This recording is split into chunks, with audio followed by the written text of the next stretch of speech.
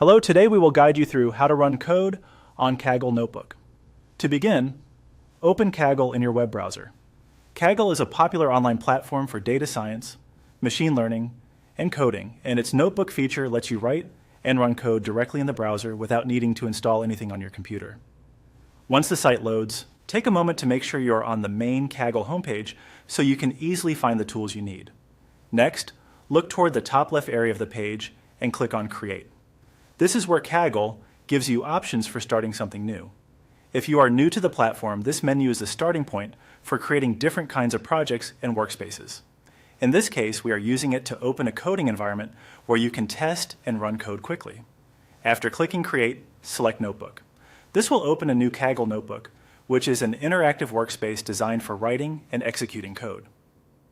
Notebooks are especially useful because they let you work step by step, see results immediately, and make changes as needed. Once the notebook opens, you should see an editor area where you can type your code. Now enter your sample code into the code cell. This is the main area where you write the commands you want Kaggle to run. Be sure to type carefully so the code is valid and ready to execute. If you are just testing the notebook, a simple example is enough to confirm that everything is working properly. This step is important because the notebook can only run what is inside the code cell, so make sure your code is placed in the correct section before moving on. When your code is ready, run it by clicking the play button next to the code cell. This tells Kaggle to execute the code you entered. After you click it, wait a moment while the notebook processes the command. If everything is correct, you should see the output appear below the cell. That output could be text, a calculation result, or another visible response depending on the code you entered. If the code does not run as expected, double check what you typed and try again.